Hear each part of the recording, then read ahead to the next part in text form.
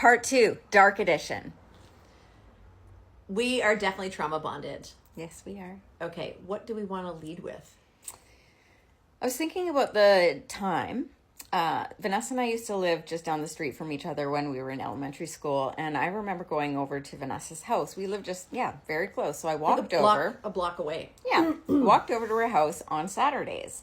And on Saturdays, I would go over, and her mother would collect us, give us a area on each side of the living room to get on the shag carpet and on our hands and knees, and we were required to pick up every piece of dirt off the carpet so that she didn't have to vacuum. And in intermission, when we were allowed to have a little break from picking up the minute garbage off of her carpet instead of vacuuming, she would take me into the back on the patio and speak in tongues to me and ask me to ask the Lord into my heart. Okay? And she would just stand there and go, which, That's shade. Its own kind of trauma, No shade, but I was a child. Okay? Picking up dirt on the floor. Do you remember that? I actually do remember that. Okay, your turn. I do remember that. And adjacent to that, I also, because this is going to unlock all of my childhood trauma. We're trauma dumping right now. Yeah, that woman, my mother, she would vacuum and she would make these precision lines on the carpet. Oh, I do. And if you fucking touch those lines, God help you. The wrath. Yeah. So I used to go over. People would think. I used to go. Okay, first of all, we were afraid of the mother. I would go over to her house. That woman would sit with saltine crackers and butter and scoop the butter like it was like a dollop of ice cream. And yeah. I didn't have friends over a lot. We were really afraid of her mom. We were so scared of her that we would write her basically love letters of poems and things to beg to have sleepovers. So we didn't just write letters. We actually made up a song and sang it to her and performed her. And I bet it was like a church hymn kind of song, wasn't it? Yes. Our God is an awesome God. He reigns. We grew up very in a Pentecostal church. I'm a recovering Christian. I'm a recovering Catholic growing up. I have the beliefs. I believe in a higher power, all those things, but it's a little more nuanced than what we might have been taught when we were kids. Exactly. And our parents were a little cuckoo. Do you remember the time that my dad, it was me, Vanessa, no, it was Vanessa. Road, right? Yeah, Vanessa, me, and my dad. Okay, we were arguing. Okay, my dad didn't like me much from birth, really. But he was really not liking me this day in the kitchen, and he was mad. And so he went to go punch me, okay? Like this. I bent the fuck down, and who the fuck did he punch in the face? This guy. Yeah. And I didn't remember this, because a normal brain would block this kind of experience. This one brings it up. She's like, hey, you remember that? I'm like, remember the time my dad fucking punched you in the face? Yeah, I didn't, but I do now. I'm just going to go and call my therapist real quick. Yeah.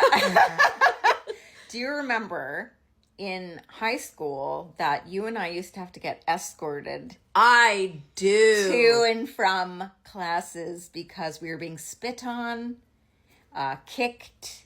I was in the principal's office, I'm not even exaggerating, every day. I would go there every day because the bully girls had recruited such a huge population of the entire student body that we couldn't get away from the bullying. The volume was massive. And the principal, what's he going to do? Is he going to actually suspend half the students? Or is he just going to let one or two kids just take it and hope they drop out, which they did. Which we did. We dropped out. Yeah, we dropped out. But yeah, we would have our last class of the day. And it was never the same class. And the school's solution to the bullying that we were experiencing was not to reprimand the bullies. Oh, no. No. Never. They would have a teacher escort us, the victims, to the bus. Exactly. That was their... Isn't that such a good idea? Yeah. And do you remember when they wrote lesbians, scratched that into our locker? Yeah, I do remember that. Because we would hold hands. Oh, yeah. I know. Yeah. So inappropriate. There's a lot of lesbian undertone here. Anything else? Any other trauma going on? Oh, this is one that I really wanted to share. So I was talking about it a little bit the other day. There's a thing between Vanessa and I, okay? Vanessa and I are very different. She's a very affectionate person. I'm not, okay? I don't like to be touched, okay? Now, I didn't know this. I did not know this until when we were little, like elementary school, we would always lie on the couch and watch movies. And this bitch always wanted to cuddle. My parents, I never saw my parents hug, okay? They slept in separate beds. There was no affection, okay? Catholic love was everywhere in my home, okay? Meaning you didn't fucking say anything because there was none, okay? And so I didn't know what physical touch was and that it was normal to hug a friend when you see them. And she always wanted to. And she started getting, and we were young, offended that. And I remember the day it was in between the living room and the kitchen, and you got really upset with me. You might not remember this, but I do because I felt terrible. She was crying because I would not hug her. And I thought something was wrong with me. And there really was something. But that's not the point. I didn't know it then. I didn't differences. We sure didn't have the language for it then. Like, we were both starved for affection, healthy affection in different ways. And so our sensory needs were like polar opposites. So growing up for me, if somebody touched me in a soothing, affectionate way, it felt painful to my body.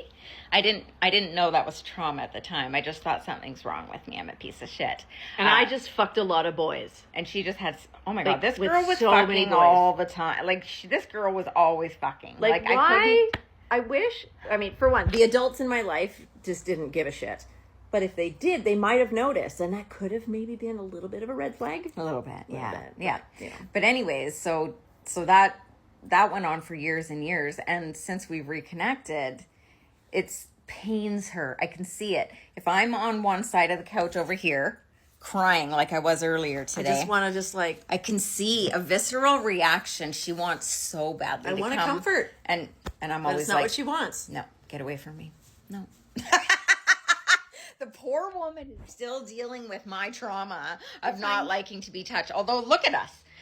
We're practically. Look at this. We're fucking right now. You can't tell, but this is what it looks like. This is naked underneath here. Okay. And so, all you high school people, I guess you called it. You were right. We are lesbians. Turns out. Okay. Although she's married to a man, which is so embarrassing for her. But it's fine. No, it's embarrassing for her. But you're embarrassing. I know. Yeah. So there was a lot of like carpet picking and not cuddling. And we used to go to her grandma and grandpa's house. She had the cutest grandma and grandpa. They lived in separate houses, though. Separate houses. And we would go over, and her grandpa had a pecan. And he would give us... he would make us Tang. And chocolate bars. Tang and chocolate bars. And he would give us $5 to go to the mall with. Exactly. And then we would go to Gran's house, and Gran had porn. Okay. Well, they were medical books. No, they were not. They were Playboy. Upstairs. It was upstairs. Okay, technically they were in Gran's house. They were my uncles. Yeah. But we still looked at them. They were upstairs in the attic. Because we didn't. We're going to look at There was no, none of that growing up. But there were also medical books. And Gran would get mad at us for looking at the medical books. Because they were like, my Gran's daughter, my dad's mom, she had passed away, but she was a nurse. And so she had all these labor and delivery books. And it was fascinating because we came from a generation where you don't talk about vaginas. That's silly. No. Why would you talk about a vagina? Well, that's why I didn't like to touch anyone, because I was like, I'm Catholic. Yeah, it's against the rules. That's why I'm gay. And so her gran also had these really long ears, and Grandpa had those too. We did it to your grandma, and it pissed your grandma off. It was and now I have one. I have one too. I would dangle her little turkey gobble, and now I have one. This is why we want a facelift. See, bringing it back around, we need facelift. That's the whole point of this. Just a little. Pull. Look at that. Just pull the pants up on her face. Any takers? What, $5,000 each? That's not that bad. I think it's. You can afford it. I think it's way more than $5,000. We're going to do part 3, but this is going to be a little different.